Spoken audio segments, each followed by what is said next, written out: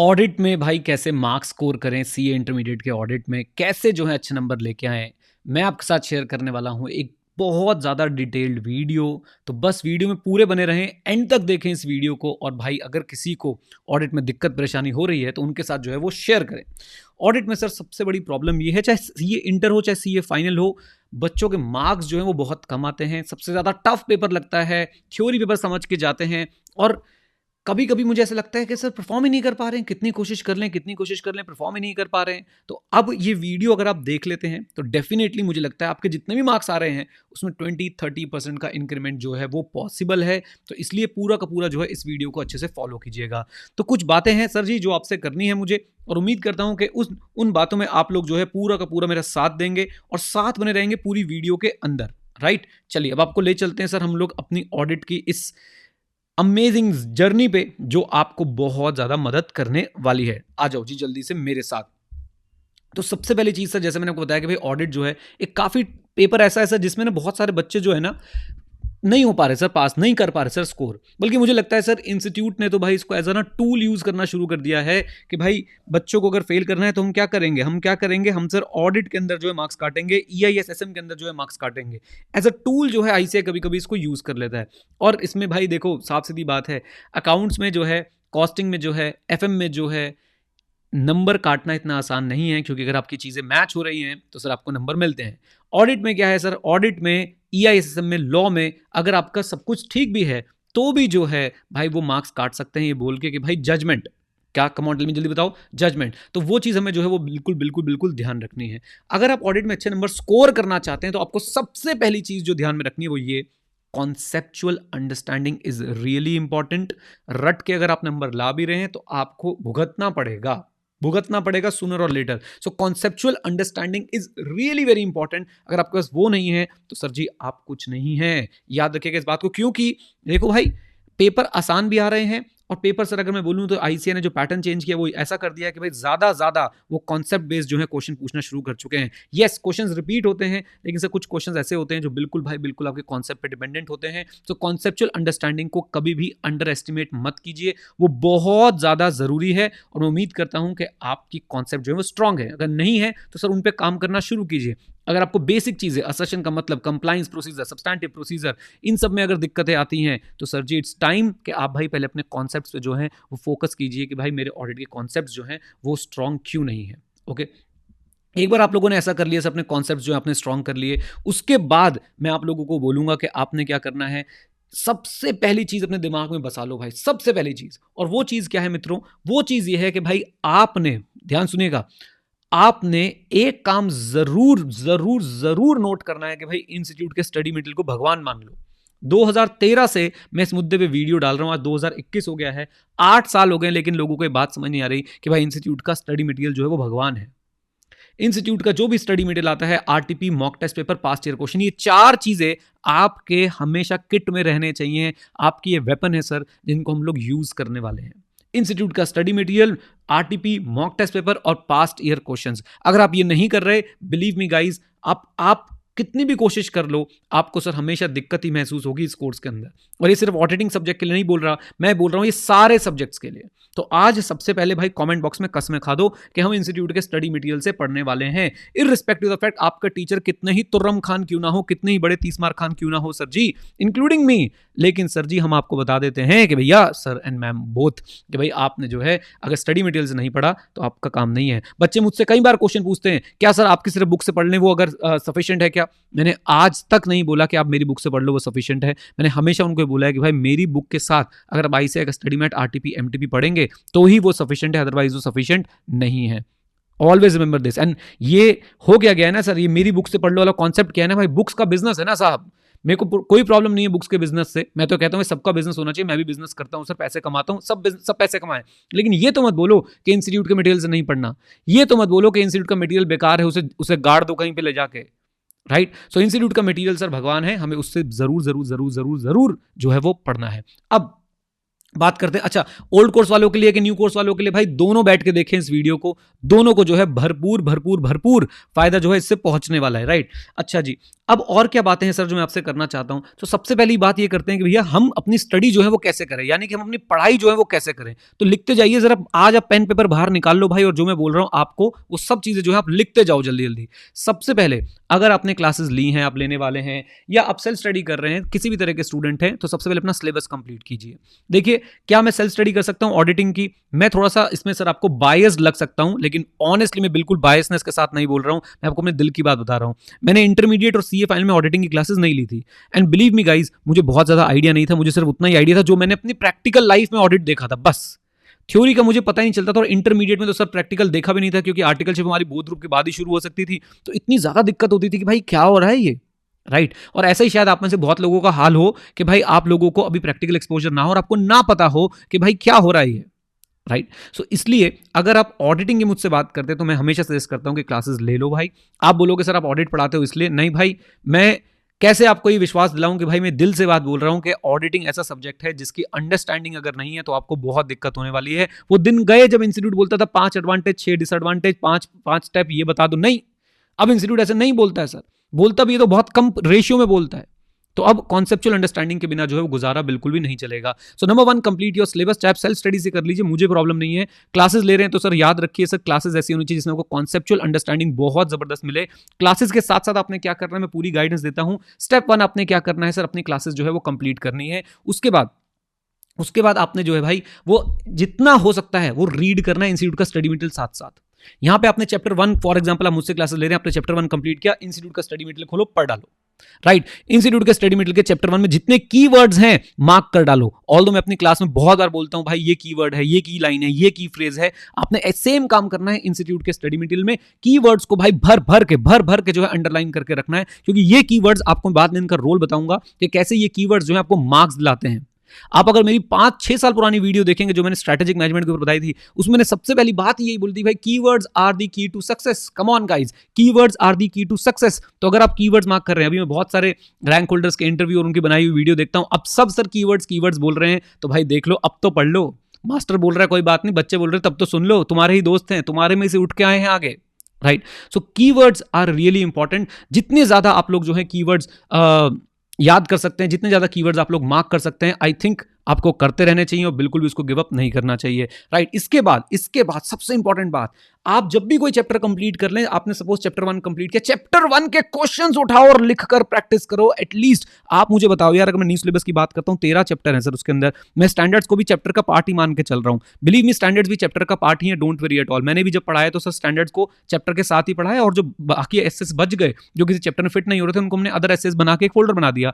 अब मेरी बात सुनिए, आप जो भी चैप्टर करते हैं, आप यह 10 क्वेश्चन लिख के नहीं देख सकते? शर्म आती है अगर आपको ना शर्म आनी चाहिए अगर आप 10 क्वेश्चन लिख के नहीं देख सकते हर चैप्टर के। आप कह रहे हो मार्क्स नहीं आ रहे, और तुम पढ़ भी तो नहीं रहे, तुम वो डेडिकेशन में तो नहीं दिखा रहे। अकाउंट्स देखो कितने क्वेश्चन करते हो, कॉस्ट देखो कितने क्वेश्चन करते हो, एफएम देखो कितने क्वेश्चन करते हो, ऑडिट सोतेला बिहेवियर तुम खुद करते हो, फिर बोलते हो सर मार्क्स नहीं आ रहे, तो भाई कहां से आएंगे मार्क्स? तो प्लीज हर चैप्टर के बाद 5-10 क्वेश्चन निकालो खुद से और राइटिंग प्रैक्टिस करो सर जी, बिल्कुल राइटिंग प्रैक्टिस करो, राइट। अच्छा, इसमें आप लोगों ने एक बात ध्यान रखनी है, जैसे कि आप कुछ चैप्टर पढ़ रहे हैं कंपनी ऑडिट का, या फिर आप कोई चैप्टर पढ़ रहे हैं, फॉर एग्जांपल आप कारो पढ़ रहे हैं, इनमें जब भी कोई आपको लिमिट दिख जाए, खासकर कंपनी ऑडिट में, सर जी उनकी अलग से एक समरी बना के चले। लिमिट हो सकती है सर कोई टर्नओवर बेस्ड लिमिट हो सकती है, नेटवर्थ बेस्ड लिमिट हो सकती है, या फिर डेज की लिमिट हो सकती है। फॉर एग्जांपल सेक्शन 139 सबसेक्शन 8 आपको क्या बोलता है, कैजुअल वैकेंसी कैसे फिल करनी है, राइट। सेक्शन 139 सबसेक्शन 1 बोलता है कि सर जी आपने जो है ऑडिटर अपॉइंट करना है, कितने दिन में अपॉइंट करना है। इन सारी लिमिट्स की जो है प्लीज एक सुपर समरी अपने पास बना के रखो, और साथ साथ में सर जहां पे भी आपने लिमिट्स पढ़ते जा रहे हो, एक पेज पे, एक डेडिकेटेड पेज पे इसकी सुपर समरी बना लो, दैट्स इट। क्योंकि ये लिमिट सर आपको हेल्प करेंगी। तो जब आप थ्योरी पढ़ रहे हैं, जब आप सर सब्जेक्ट पढ़ रहे हैं, उसमें सर कीवर्ड्स अंडरलाइन करें, ज्यादा से ज्यादा रीड करने की कोशिश करें। इंस्टीट्यूट का लैंग्वेज जो है आपके दिमाग में जाना चाहिए, इंस्टीट्यूट की लैंग्वेज जो है सर आपको समझ आनी चाहिए। और आपको पता है ये जादू है, आप जिस चीज के साथ रहना शुरू करते हैं ना सर, आप वैसा होना शुरू हो जाते हैं। मैं आपको एक रीसेंट एक्सपीरियंस बताता हूं। मैंने सर अभी एक मूवी देखी, दृश्यम 2 मैंने पूरी मूवी देखी मलयालम में। मैंने सर जी मलयालम के अंदर वो मूवी देखी, एंड मुझे मलयालम के ना 5 वर्ड पता होंगे मुश्किल से। मैंने सर जब वो मूवी कंप्लीट करी, मैं रात को वो मूवी देख रहा था, जब सोने गया तो भाई मेरे दिमाग में ना मलयालम ही चले जा रही थी भाई, पता नहीं कौन कौन से वर्ड थे, सारा इल्ले वेंडा पोड़ा, right. See the point is, मैं क्या कहना चाहता हूं, मैं ये कहना चाहता हूं कि भाई जब आप ये मैं आपको क्यों बता रहा हूं ये एक्सपीरियंस, आप जब ये जितना ज्यादा आप इंस्टीट्यूट का स्टडी मटेरियल रीड करोगे, आप जितनी ज्यादा चीजों को हाईलाइट करोगे, आप जितनी बार उनको रिपीट करोगे, वो आपके माइंड में जो है वो सेट होने शुरू हो जाएंगे। फिर सोचो, सोच के देखो कि आप पेपर में बैठे हो और वही वर्ड आपसे जो है बाहर निकल रहे हैं। सोच के देखो, आप पेपर में लिख रहे हो सर, वही इंस्टीट्यूट की लैंग्वेज आपके अंदर से आ रही है। आप सोच के देखो सर, जब एग्जाम चेकिंग करने वाला आपका पेपर चेक कर रहा है और वो देख रहा है कमाल है भाई, कमाल है, इस लड़के ने तो एकदम एकदम कतई हैवी ड्राइविंग कर दी है, राइट। तो भाई वहां आपको मिलेंगे बहुत सारे मार्क्स, राइट। देन मैंने आपको बताया सर, अपनी क्लासेस कंप्लीट कीजिए, कीवर्ड्स की प्रैक्टिस कीजिए, जितना रीड कर सकते हो उतना रीड कीजिए, लिमिट्स की समरी बना लीजिए, और साथ साथ में सर आपने अब क्या करना है, रिवीजन वीडियोस देखनी है। मैं आपको सब बताऊंगा कि भाई कौन सा चैप्टर जो है वो इंपॉर्टेंट है, अभी सारी चीज डिस्कस करने वाले हैं, पहले सुन लीजिए। तो आपने सर क्या करना है, रिवीजन वीडियोस जो साथ साथ देखनी है। अब जो रिवीजन की बात चलिए, तो सर अपनी स्टडी को हमेशा इस तरीके से आप मैनेज कीजिए कि मिनिमम 4 रिवीजन करें सिंगल ग्रुप वाले बच्चे, बोथ ग्रुप वाले बच्चे जो है वो मिनिमम 3 रिवीजन हर सब्जेक्ट की करके जाएं, ऑडिटिंग ही नहीं, ओवरऑल मैं आपको बता रहा हूं कि मिनिमम 4 रिवीजन आपकी आनी चाहिए सिंगल ग्रुप में, और अगर आप लोग बोथ ग्रुप वाले स्टूडेंट है तो मिनिमम 3 रिवीजन जो है वो आपकी आनी चाहिए। अच्छा, अब आते हैं सर यहाँ पे एक बात। अब यहाँ पे सर कई लोग बोलते हैं कि सर हम लोग ऑडिट समझ के जाएंगे। भाई देखो, समझना भी जरूरी है और रटना भी जरूरी है।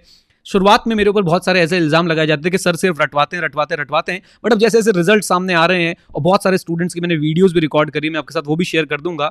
ऑल्दो मुझे कभी, मतलब आपको पता है, मैंने सारे जितने भी हमारे रैंक होल्डर्स हैं, जितने भी अच्छे मार्क्स वाले बच्चे हैं, हमने सबकी वीडियो रिकॉर्ड कर ली है। मैं शेयर इसलिए नहीं करता, मुझे लगता है कि यार क्या करना है यार, सबको सबके बारे में सब पता है, बट फिर भी मैं सोच रहा हूँ कि धीरे धीरे उनको अपलोड कर दूंगा, वो बहुत ज्यादा हाइप मचाए बिना। बट एनीवेज, तो सर जी समझना जरूरी है और रटना भी जरूरी है।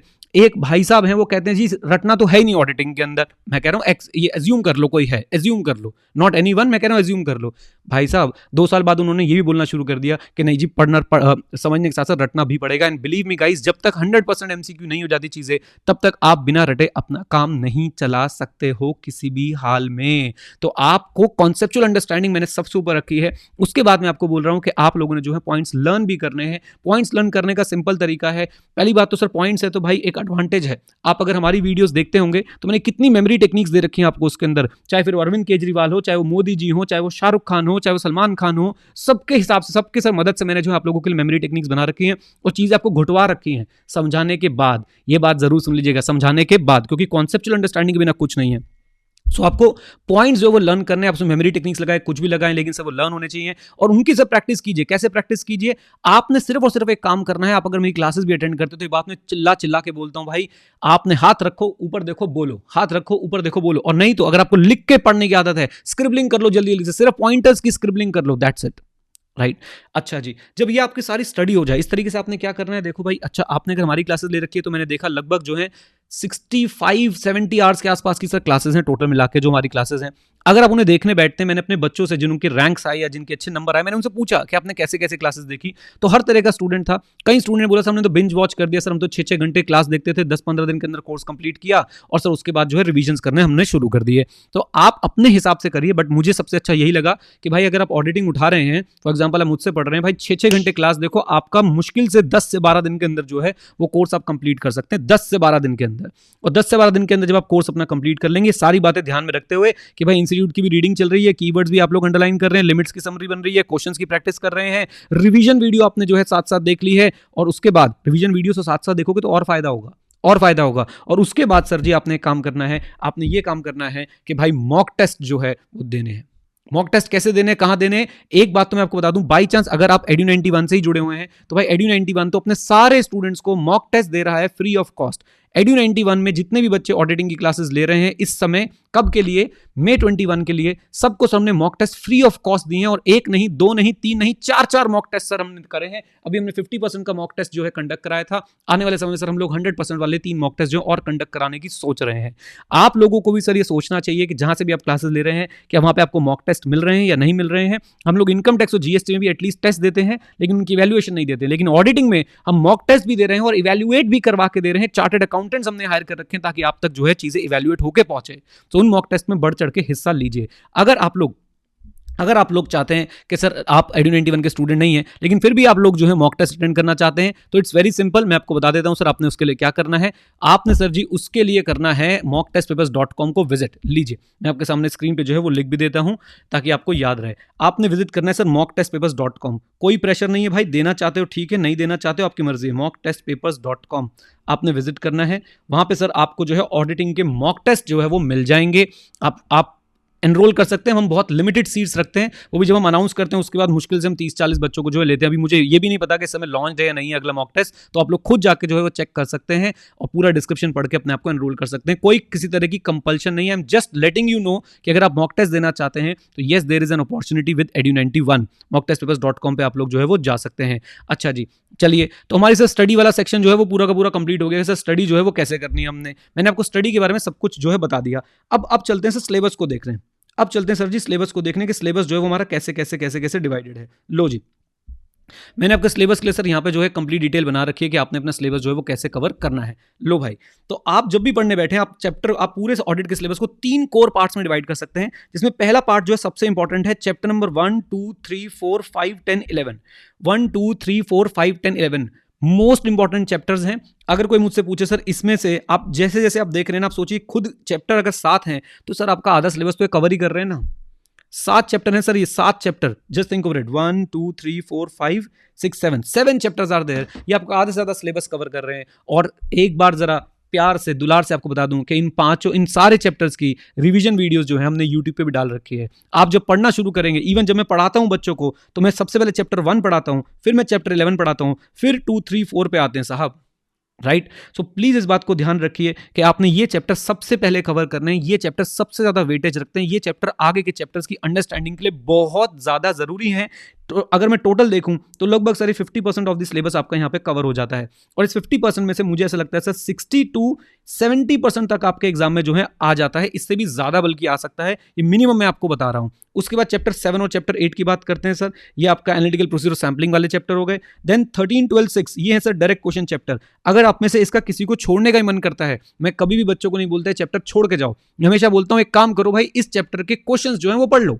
इस चैप्टर के पास्ट ईयर के जितने क्वेश्चंस हैं, जितने एमसीक्यूज हैं, जितनी आरटीपीज हैं, जो भी है ना वो पढ़ लो। 13 आपका हो गया बैंक वाला, आपका डिफरेंट एंटिटीज का 12 हो गया बैंक वाला, और 6 हो गया ऑडिट इन ऑटोमेटेड एनवायरनमेंट। अगर आप इनके क्वेश्चंस भी तैयार करके चले जाते हैं, बिलीव मी गाइज, मुझे कोई प्रॉब्लम नहीं है, मैं आपके साथ खड़ा हूं बिल्कुल इस चीज के अंदर। लेकिन ऐसा ना हो कि भाई तीनों के क्वेश्चन तैयार कर लिए, आप 2 को अपना फुल फ्लेज तैयार कर लो, एक के किसी के क्वेश्चन तैयार कर लो, वो आपकी चॉइस हो सकती है। देन आते हैं सर जी चैप्टर 9। चैप्टर 9 का भी आप यही कर सकते हैं कि भाई आप क्वेश्चन तैयार कर जाएं, और चैप्टर 9 का डायरेक्ट कनेक्शन बनता है इन दोनों मॉड्यूल से, यानी फर्स्ट से और आपके सेकंड पार्ट से, राइट। अगर आपके स्टैंडर्ड्स स्ट्रांग है, अगर आपके ऑडिट के बेसिक स्ट्रांग है, अगर आपको असेशन पता है, अगर आपको पता है एक असेशन पे कौन सा प्रोसीजर लगाया जाता है, अगर आपको सर इंस्पेक्शन पता है, एनालिटिकल प्रोसीजर पता है, ऑब्जर्वेशन पता है, आपको रीकैलकुलेशन, रीपरफॉर्मेंस पता है, बिलीव मी गाइस चैप्टर 9 कुछ भी नहीं है। और साथ में आपको ग्रुप 1 की कंपनी लॉ की नॉलेज होनी चाहिए, और अकाउंट्स के जो फॉर्मेट वगैरह होते हैं आपके स्केड्यूल 3 वगैरह के, उनकी नॉलेज होनी चाहिए। अगर आपका वो नॉलेज है तो डेफिनेटली आप लोग जो है बहुत ही बढ़िया से सर चैप्टर 9 को कवर कर सकते हैं। और चैप्टर 9 को लेके आप लोगों के लिए एक सरप्राइज भी है मेरे पास, वो हम बहुत ही जल्दी जो है वो रिवील करेंगे। तो इस तरीके से हमारा जो है सिलेबस बटा हुआ है। मैंने कुछ स्टैंडर्ड्स की भी लिस्ट बनाई है जो आप लोग देख सकते हैं। ये लीजिए स्टैंडर्ड्स की लिस्ट, ये है सर इंपॉर्टेंस ऑफ एसेज के जो स्टैंडर्ड जो है आपको कवर करने हैं। तो 4 कैटेगरी है, A B C D. D मतलब डिलीटेड बाय आईसीएआई, आईसीएआई ने ये आपके सिलेबस से डिलीट कर दिए हैं। अगर मैं एक कैटेगरी की बात करूं सर, तो ये स्टैंडर्ड्स मुझे बहुत ज्यादा इंपॉर्टेंट लगते हैं। अगर कोई रह गया हो तो उसको आप देख लीजिएगा, मेरे हिसाब से मैंने सारे स्टैंडर्ड्स लिख दिए हैं। तो 1, 2, 3, 4, 5, 6, 7, 8, 9, 10, 11, 12, 13, 14, 15, 16, 16 एसेज सर बहुत ज्यादा इंपॉर्टेंट आपके लिए, जिसमें आप देखेंगे 200 सीरीज के मैंने जो है 4 एसेज रखे हैं, 300 के सर 2 ही होते हैं, एक डिलीट हो चुका है। 500 सीरीज के सर सबसे ज्यादा एसेज हैं, और सर 700 सीरीज के 4 एसेज यहाँ पे मैंने रखे हुए हैं। ये एसे बहुत इंपॉर्टेंट हैं, बहुत ज्यादा, इनको कोई भी किसी भी हाल में छोड़ेगा नहीं। देन ये आ जाते बी कैटेगरी में, देन ये आ जाते सी कैटेगरी में। 299 ए और बी में शिफ्ट हो सकता है कभी कभार। डी कैटेगरी में सर डिलीटेड है, बट आई ऑलवेज सजेस्ट कि भाई 450 पढ़ के चले जाना, और 330 भी मैंने क्लास में कवर कराया है, पढ़ के चले जाना, क्योंकि 330 में से मेरे पढ़ाई हुई चीजों में से जो इंस्टीट्यूट कहता है डिलीट कर दिया, लेकिन सर मैंने उसको एक्स्ट्रा करके पढ़ा दिया था, उसमें से भी क्वेश्चन एक बार आ चुका है। मैं ये नहीं कह रहा कि भाई मैं बहुत बड़ा 30 मार्क का हूं, मैं ये कहने की कोशिश कर रहा हूं कि भाई इंस्टीट्यूट ने ये नोटिफिकेशन निकाली है कि वैसे तो ये स्टैंडर्ड्स डिलीटेड हैं, लेकिन सर जी अगर हम इन्हें चैप्टर में पूछना चाहें तो हम पूछ सकते हैं। तो ये इंस्टीट्यूट ने सर पहले से जो है वो नोटिफिकेशन निकाल रखी है आप लोगों के लिए। अच्छा, सो ये आपका सिलेबस डिस्कशन हो गया। अब सर बात करते हैं आपके लिए पेपर स्ट्रक्चर की। तो पेपर स्ट्रक्चर सर आपका कैसे कैसे आता है याद रखिएगा। एक आता है सर जी आपके case based MCQs. Case based MCQ sir मुझे ऐसा लगता है ऑडिटिंग में अभी तक तो काफी आसान आ रहे हैं। इवन कई बार ऐसा भी देखा गया कि बिना केस पढ़े आप एमसीक्यू पढ़ लेंगे तो भी आंसर हो जाएगा, राइट। केस बेस्ड एमसीक्यू में मैं बोलूंगा कि पहले क्वेश्चन पढ़ लो उसके बाद केस पढ़ना। जनरल एमसीक्यूज भी सर ऑडिटिंग में कंपैरेटिवली काफी आसान आते हैं। बच्चों को मार्क्स नहीं मिलते, क्यों मार्क्स नहीं मिलते भाई? वो रीजन नहीं लिख के आते। ऐसे भाई मुझे बोलना नहीं चाहिए लेकिन कभी कभी ऐसा लगता है कि यार कोई कोई तो इतना डम है। एक बच्चा मेरे से पूछता है कि सर मैंने ना इनकरेक्ट करेक्ट सही लिखा है, रीजन गलत लिखा है, मुझे 0 नंबर दे दिए। तो भाई 0 ही डिजर्व करते हो आप। सर अगर सर मैं इनकरेक्ट करेक्ट ही लिख के आऊं और रीजन ना लिख के आऊं, भाई 0 ही डिजर्व करते हो आप। तो ऐसी फालतू की चीजें ना पूछें यार, ऐसा ना समझें आईसीएआई के कोई आपको किसी भी चीज से मार्क्स दे देगा। आपको सर जी इनकरेक्ट करेक्ट भी लिखना है और उसका रीजन भी जो है प्रॉपर ढंग से लिखना है, तबीयत से। एक शॉर्ट आंसर की तरह लीजिए उसको, 2 नंबर मिलेंगे आपको इसके, राइट। तो आपके केस बेस्ड एमसीक्यू और जनरल एमसीक्यू की अगर बात करें तो 1 नंबर मिलेगा आपको उसका सर। और आपके case based MCQ correct incorrect के 2 नंबर और आपके एमसीक्यूज वगैरह में जो है आपको 1 मार्क्स जो है वो मिल जाता है। सो ये आपको ध्यान रखनी है कि भाई आपने अपने case based MCQs, general MCQs, correct incorrect बहुत फोकस रखने हैं। आपको पता है ये टोटल मिला के कितने नंबर कवर कर जाता है? 44 मार्क्स आपके कवर कर जाता है सर, 44 मार्क्स। और यहां पे इन क्वेश्चंस में सर जी आपकी लुटिया डुबोता है सर आईसीएआई। और वो क्यों डुबोता है गाइज? मेरे पास आप लोग बहुत सारी कॉपीज भेजते हो कि सर चेक कर दो चेक कर दो, मैं चेक नहीं कर पाता लेकिन मैं एक बार देखता जरूर हूं। एंड बहुत बार मैं डिसअपॉइंट होता हूं कि बच्चे को कॉन्सेप्ट पता है, बच्चे को कॉन्सेप्ट पता है कि क्या है बेंचमार्किंग का क्वेश्चन आया सर मटेरियलिटी के अंदर, बच्चे को कॉन्सेप्ट पता है कि सर क्या होती है बेंचमार्किंग, बच्चे को कॉन्सेप्ट पता है कि भाई क्या होती है बेंचमार्किंग के सिलेक्ट करने के पैरामीटर्स, लेकिन वो लिख नहीं पा रहा है। तो बताइए क्या दिक्कत है? कॉन्सेप्ट में दिक्कत है? नहीं सर, राइटिंग प्रैक्टिस में दिक्कत है। एनीवेज, तो आपके डिस्क्रिप्टिव क्वेश्चन है, कुछ आएंगे sir benchmark direct question. Sir इन क्वेश्चंस में आपने स्कोर करने की कोशिश करनी है 70 to 90% के बीच में। जी हाँ, आपने सही सुना, 70 to 90% के बीच में, क्योंकि ये रटे रटाए क्वेश्चन है, ये पास्ट ईयर क्वेश्चन है, ये पहले से एग्जाम में आया हुआ है, इनकी लैंग्वेज ईजी है, ये डायरेक्ट क्वेश्चन है, ये आपको थाली में सजा के जो है वो लड्डू रख के दिया जा रहा है और आप इन पे लात मार के आ जाते हो यार, कभी लैंग्वेज की वजह से, कभी कॉन्सेप्ट की वजह से, कभी अपने ना पढ़ने की वजह से। बेशरम। प्लीज भाई, बेंचमार्क डायरेक्ट क्वेश्चन में अगर 70 से 90% स्कोर नहीं कर सकते, प्लीज छोड़ दो भाई, पढ़ना लिखना मत करो, पढ़ाई पढ़ने की एक्टिंग मत करो, कम से कम मत करो पढ़ने की एक्टिंग। सो बेंचमार्क डायरेक्ट क्वेश्चन में आपका टारगेट होना चाहिए कि मैं 70 से 90% जो है वो स्कोर करके आऊंगा, राइट। अच्छा जी, इसके बाद सर आपको कुछ क्वेश्चंस दिखेंगे जो सर जी ऐसे लिख के आगे लिखा होगा एक्सप्लेन, एनालाइज। ये है सर इंस्टीट्यूट का ब्रह्मास्त्र आपके अगेंस्ट कि भैया कहीं भी पूरे स्टडी मिडल से एक लाइन उठाओ और लिख दो एनालाइज, लिख दो एक्सप्लेन। इनका कोई बेंचमार्क आंसर नहीं है, इनका कोई भी सर जी कोई भी इनका आंसर नहीं है। यहाँ पे आपकी कॉन्सेप्चुअल अंडरस्टैंडिंग टेस्ट होनी है, यहाँ पे सर आपका ऑडिट की ओवरऑल अंडरस्टैंडिंग चेक होनी है। तो आपने अपने एक्सपीरियंस से जो आपको क्लासेस में पढ़ाया गया, जो आपने इंस्टीट्यूट के स्टडी मटेरियल में पढ़ा, आप प्लीज उसके हिसाब से आंसर लिख के आइए। इसका कोई तोड़ नहीं है, इसकी सिर्फ एक ही तोड़ है, कॉन्सेप्चुअल अंडरस्टैंडिंग। प्लस यहाँ पे आपको वो कीवर्ड्स हेल्प कर सकते हैं, वो की फ्रेजेस याद कर सकते, हेल्प कर सकते हैं, जो आपने स्टार्टिंग में मेरे साथ जब मैं मेरे को बोला था बेटा पढ़ लेना, वो पढ़े हैं, तो वो आपको जरूर जरूर जरूर हेल्प करेंगे। सो ये सर आपका पेपर स्ट्रक्चर जो है इस तरीके से बन जाता है। इसमें आपको और मैं गाइड करने की कोशिश करूंगा जैसे जैसे पेपर जो है पास आ जाएगा। स्टडी वाली बात सर मैंने आपको सारी की सारी बताई दी है। Now coming to presentation, answer in points. एक सर बड़ी दिक्कत है सर, आपसे पूछा जा रहा है भाई short note on professional scepticism, तुम पॉइंट्स लिख के आ रहे हो, मतलब पॉइंट 1 2 3 4 नंबरिंग करके आ रहे हो। नहीं, मैं भाई ये बात पिछले 5 साल से कहने की कोशिश कर रहा हूं, पैरा पॉइंट्स बना लो, पैरा पॉइंट्स बना लो, पैरा पॉइंट्स बना लो। यानी कि आप 2-3 लाइन लिखो, ये आपकी आंसर शीट है, 2-3 लाइन लिखो, पैराग्राफ चेंज, 2-3 लाइन लिखो, पैराग्राफ चेंज, 2-3 लाइन लिखो, पैराग्राफ चेंज, राइट। उसके बाद सर जी अगर आपका आंसर जो है नेक्स्ट शीट पे चला भी गया, यहां पे आपका आंसर खत्म हो गया, बस स्टॉप, खत्म। मार्जिन ड्रॉ कर लो भैया, मार्जिन ड्रॉ कर लो, क्वेश्चन नंबर यहां पे लिखा कॉर्नर में बड़ा बड़ा, उसके बाद सर आपका आंसर यहां पे खत्म। अब फ्रेश आंसर होगा सर जी, फ्रेश पेज पे स्टार्ट। ओके, सो पैरा पॉइंट्स पे बिलीव कीजिए, न्यू आंसर फ्रेश पेज से शुरू कीजिए, चार्ट्स बनाने की कोशिश कीजिए। कोई बच्चे पूछते हैं सर सिर्फ चार्ट बना के आ जाएं, तो बेटा चार्ट बना के आओगे सिर्फ आपको चार्ट ही मिलेगी फिर रिजल्ट के अंदर। थ्योरी के साथ साथ चार्ट्स बनाने की कोशिश कीजिए। आप लिखिए अपना आंसर और कहीं पे भी आपको मौका लगता है चार्ट बनाने का, प्लीज बनाइए। अंडरलाइनिंग की हैबिट डालिए। और ये सब पता कैसे बनेगा? मॉक टेस्ट, मॉक टेस्ट दे दो भगवान के लिए, मॉक टेस्ट देना शुरू करो। और जहां पे भी आपको ऑथेंटिक मॉक टेस्ट मिले, प्लीज डोंट सी कि भाई वो आपसे क्या चार्ज कर रहे हैं, उनका कितना फायदा। अरे नलायक को, तुम्हारा कितना फायदा है, तुम्हारी लाइफ में कितनी वैल्यू एडिशन हो रही है, ये सोचो ना। मैडम के साथ डेट पे जाओगे भाई, खिला पिला के उसको भाई सब हजारों रुपए खर्चा कर दोगे, और कामों में आपके पैसे नहीं रुकते, मोबाइल में डेटा रिचार्ज कराने में आपके पैसे नहीं रुकते, और नए नए जूते देख के किसी को इंस्टाग्राम पे जूते लेने, शर्ट लेने, कपड़े लेने में तुम्हारे पैसे नहीं रुकते। कोई मॉक टेस्ट तुम्हें अगर करवा रहा है, उसके लिए तुमसे कोई वैल्यू मांग रहा है, तो उसमें तुम्हारे पैसे रुक रहे हैं यार। कैसी बातें करते हो? 15-15 हजार, 20-20 हजार रुपए पर सब्जेक्ट की कोचिंग तुम लोग ले लोगे, लेकिन मॉक टेस्ट तुम लोगों ने नहीं करना है। क्यों? वही असली चीज है, याद रखना। ये मैं आपको प्रिडिक्ट कर रहा हूं। आज से 2 साल पहले मैंने प्रिडिक्ट किया था कि किसी तरह की क्लासेस नहीं बचेंगी, सिर्फ और सिर्फ पेन ड्राइव और ऑनलाइन क्लासेस बचेंगी। वो हो रहा है। फेस टू फेस में भी जो कर रहा है ना, उसे इसलिए कि भाई रिकॉर्डिंग हो जाए। दूसरी बात सर, बहुत जल्दी आप देखना क्लासेस फ्री होंगे और सिर्फ मॉक टेस्ट के पैसे हुआ करेंगे, सिर्फ मॉक टेस्ट के पैसे हुआ करेंगे, क्योंकि यही है असली चीज। आप जितना मर्जी पढ़ लो, हम जितना मर्जी पढ़ा लें, लेकिन जब तक आपकी इवैल्यूएशन नहीं हुई कि सर जी आप लोग पढ़ते कैसा है, आप लोगों की परफॉर्मेंस कैसे निकलती है एग्जाम में, तब तक वो सारी हमारा पढ़ाना और आपका पढ़ना जीरो है। Right. So please please please आप चार्ट्स की, अंडरलाइनिंग की, कैपिटल लेटर्स की प्रैक्टिस करें। कैपिटल लेटर्स कैसे? कोई आप आंसर लिख रहे हैं, उसमें आपको लगता है ये वर्ड बहुत इंपॉर्टेंट है, तो सर उसको कैप्स में लिख दीजिए। फॉर एग्जांपल आप लिखना चाहते हैं कि भाई बोर्ड ऑफ डायरेक्टर्स अपॉइंट करेंगे, तो आप बोर्ड ऑफ डायरेक्टर्स को ऐसे कैप्स में लिख दीजिए, ताकि सर वो बिल्कुल शाइन होके जो है बाहर आए। आपको पता है, मैंने अपने इंटरमीडिएट के पेपर में, थ्योरी के पेपर में बहुत अच्छे मार्क्स स्कोर करे थे, बहुत अच्छे मार्क्स, इवन 80 मार्क्स तक आए हैं मेरे।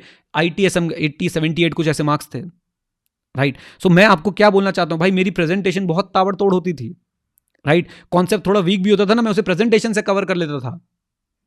Okay. So please please please for God sake भाई, इनका यूज करना शुरू करो, जो मैं आपको ये चीजें बता रहा हूं। Capital letters, underlining, charts, new answer from new page, answer in points, बहुत इंपॉर्टेंट है। और मैंने आपको बोला था कि कीवर्ड्स याद करते रहो, वो अब काम आएंगे यहां पे। आपने अपने आंसर में जितने वर्ड्स ICS से मैच करोगे उतना बढ़िया है, उतना ज्यादा अच्छा है। क्यों? आपका आंसर कैसे चेक होता है भाई? उनको बेंचमार्क दिया जाता है, और बेंचमार्क होता है आपका सजेस्टेड आंसर। कोई कितना ही कुछ भी बोल ले, आई एम श्योर सर वो आपको आई से कुछ तो गाइडलाइन देगा ना। आप मुझे बताओ कि भाई अगर मैं आपको कोई काम, मैं 10,000 लोगों को कोई काम दूं, मैं उसमें स्टैंडर्डाइजेशन चाहूंगा। अब स्टैंडर्डाइजेशन के मैं कोई गाइडलाइन दूंगा, वो गाइडलाइन सर वो पेपर चेकिंग की जो उनको पूरी गाइडलाइन जाती है, वो सर उनको जो आंसर की जाती है, वो जो उनको पेपर चेकिंग गाइड जाती है, वो जो उनको क्या बोलेंगे उस चीज को कि भाई उनकी मार्किंग स्कीम जो जाती है, सर वो गाइडलाइन ही तो, बेंच मार्क ही तो है। और आपका पेपर उसके उसी के अगेंस्ट चेक होगा। आपने अपना पेपर ज्यादा से ज्यादा उससे मैच कराने की कोशिश करनी है। 11 साल हो गए बात बोलते हुए भाई, लेकिन आप लोग ये समझते नहीं हो। वो रीडिंग जो आपको मैं करवा रहा था, वो मॉक टेस्ट जो मैंने आपको दिलवाए, वो MCQs जो आपने सॉल्व करे, वो सब सर आपको हेल्प करेंगे इस चीज के अंदर। ओके। सो अब आपने एक काम और भी देखना है कि भाई आपने चेक करने वाले का काम आसान बनाना है या आपने चेक करने वाले को गुस्सा दिलाना है। आपकी सर हो सकती है महीनों की, सालों की मेहनत हो, उसके लिए सर ये सिर्फ 5 से 10 मिनट, 15 मिनट, आधा घंटा, मैक्सिमम 45 मिनट का काम है आपका पेपर चेक करके फेंक देना। तो आपने सर उसको मोटिवेट करना है कि मेरे पेपर चेक कर। आप ऐसे सोचो कि वो आपके साथ बैठा है, आप उसे पेपर दिखा रहे हो, देखो जी ये चेक करना है, ये चेक करना है, ये चेक करना है। और वो कैसे होगा? जब कि प्रेजेंटेशन जो है वो सुधरेगी। और ये सब कैसे होगा? आपको मैं बार बार बोल रहा हूं, ये सब का सब सर सिर्फ एक ही चीज में छुपा है, वो है मॉक टेस्ट। आप सर सीधा ट्राई बॉल खेलने चले जाते हो भाई, आप सीधा ट्रायल अटेम्प्ट देने चले जाते हो। आप मॉक टेस्ट कैसे देते हो? ICA का फॉर्म भर के। यही तो बदतमीजी है। ये सारा काम आप कैसे देख सकते हो? सिर्फ और सिर्फ मॉक टेस्ट से, सिर्फ और सिर्फ मॉक टेस्ट से। सो 2 दब के मॉक टेस्ट। ओके। सो ये हो गया सर आपकी प्रेजेंटेशन की बातचीत हो गई, पेपर स्ट्रक्चर की बातचीत हो गई, स्टडी मैंने आपको पूरा का पूरा बता ही दिया है। अब आपके लिए कुछ फ्री रिसोर्सेज हैं, बहुत सारी चीजें और भी बता देता हूं। आप अगर फ्री रिसोर्सेज चाहते हैं ऑडिटिंग के, तो हमने क्वेश्चन बैंक है जो आपको फ्री ऑफ कॉस्ट प्रोवाइड करा रहे हैं। ऑडिट की रिवीजन वीडियोज है जो फ्री ऑफ कॉस्ट प्रोवाइड करा रहे हैं। कुछ क्वेश्चन बैंक की वीडियोज जो फ्री ऑफ कॉस्ट आपको प्रोवाइड करा रहे हैं। मेरा खुद का एक पॉडकास्ट चलता है सर ऑडिटिंग का, वो मैं आपको फ्री ऑफ कॉस्ट प्रोवाइड करा रहा हूँ। पेड रिसोर्सेज में आप हमारी क्लासेस ले सकते हैं edu91 पे, MCQs ले सकते हैं mocktestpaper.com पे जाके, या मॉक टेस्ट जो है आप अपने आप को एनरोल कर सकते हैं। अच्छा जी, then during the exam, I think अभी इररिलेवेंट हो जाएगी ये बातें, बट क्योंकि अभी एग्जाम्स जब आएंगे तो मैं इसके ऊपर एक दोबारा से वीडियो बना दूंगा। बट एग्जाम में सर अपना बेस्ट क्वेश्चन चूज कीजिए, डिस्क्रिप्टिव क्वेश्चन से अपनी स्टार्टिंग कीजिए, MCQs करेक्ट इनकरेक्ट बाद में आप लोग जो है वो कर सकते हैं। लीजिए, तो ये है सर चीज़ें आई थिंक जिससे जो है आपको काफ़ी हेल्प मिलेगी ऑडिटिंग की प्रिपरेशन करने में। मैंने आपको जितनी बातें बतानी थी भाई, अपने दिल से, दिमाग से, वो सारी चीज़ें जो मैंने बता दी है। लैंग्वेज पर सर एक खास फोकस आप लोगों को करना है कि भाई आपकी लैंग्वेज जो है बहुत इंपॉर्टेंट है। मैं जिन बच्चों को फेल होता हुआ देख रहा हूँ ऑडिटिंग में, जिसका पेपर मैं खोल के देखता हूँ, मेरे पास पेपर मत भेजना भाई, मैं चेक नहीं कर सकता, बट मैं किसी का पेपर ऐसे खोल के देखता हूँ तो मैं पाता हूँ कि भाई उस बच्चे की लैंग्वेज में प्रॉब्लम है। और लैंग्वेज का सर सिर्फ एक ही सॉल्यूशन है, और वो सॉल्यूशन पता है क्या है? वो सॉल्यूशन सर सिर्फ एक ही है, और वो है बेटा क्या? Practice. Come on come on come on come on come on, क्या है जल्दी बता दो? प्रैक्टिस। एक बार और लिख दूं? ये लो भाई, प्रैक्टिस। एक बार और लिख देता हूं भाई आप लोगों के लिए, practice practice practice practice practice practice. अगर आप प्रैक्टिस नहीं कर रहे सर, आप अपने फेल होने की तैयारी कर रहे हो, याद रखना। सो पूरी जान लगा दो भाई लैंग्वेज की प्रैक्टिस करने में। लैंग्वेज को ऐसे आप अपना आंसर लिखोगे, मॉक टेस्ट और लैंग्वेज, ये दो ऐसी चीजें। और देखो मॉक टेस्ट अल्टीमेट अगर आप देखोगे ना, तो भाई मछली की आंख तो ये है, मछली की आंख बोल लो, चिड़िया की आंख बोल लो, आंख तो सर ये है। अगर इस पे निशाना साथ दिया तो सारी जो अपने पाप है ना, चाहे वो प्रेजेंटेशन से रिलेटेड है, चाहे वो स्टडी से रिलेटेड है, चाहे वो रिवीजन से रिलेटेड है, वो सारी की सारी चीजें जो है वो सेट हो जाएंगी सर जी। ओके, बोलिए। चलिए, उम्मीद करता हूं सर ये वीडियो आपकी लाइफ में जरूर कोई ना कोई वैल्यू ऐड करेगा। इस वीडियो से आप जरूर सीखेंगे कि आपकी क्या गलतियां हो रही थी और आप पास होंगे और भाई उसके बाद फ्लाइंग कलर्स के साथ जाएंगे, आगे बढ़ेंगे। और ये वीडियो सिर्फ और सिर्फ इंटरमीडिएट ऑडिट में नहीं, आपको आगे भी आपकी स्टडीज में जो है वो हेल्प करेगा। ओके, वीडियो अगर भाइयों पसंद आई तो प्लीज वीडियो को लाइक करें, चैनल को सब्सक्राइब करें और साथ में जुड़े रहें। और मेरे जितने सब्जेक्ट्स हैं उनकी एश्योरेंस सर मैं आपको देता हूं कि भाई मैं आपके साथ बना रहूंगा, ऐसी और वीडियोस भी आपके लिए लेके आता रहूंगा। हमारे स्टूडेंट्स जब इतने अच्छे मार्क्स स्कोर करते हैं तो आप भी कर सकते हो भाई, सब कर सकते हैं, सब सब सब कर सकते हैं। क्या बोलूं मैं, मुझे यार बहुत सारी बातें बोलने का मन करता है, बट मुझे लगता है कि उससे ना तुम कहीं और जाके कहीं हेट ना फैलाने लग जाओ। बस मैं यही बोलना चाहता हूं कि भाई पढ़ाई करो, हम टीचर्स हैं, हम आपको पढ़ाएंगे, पूरी कोशिश करेंगे, आपके डाउट्स आते हैं वो डाउट्स हम लोग रिजॉल्व करेंगे, आपको गाइड करेंगे। आपने सिर्फ और सिर्फ पढ़ाई पे ध्यान लगाना है, दब के पढ़ाई करो भाई, ठीक है। चलो जी, thank you much guys, stay connected, stay head, Jai Hind. और हाँ मित्रों, सीखते रहें क्योंकि सीखना बन तो जीतना बन। All the best, God bless you. भागो जल्दी से और अब जाओ, फोड़ो, बनो अनस्टॉपेबल।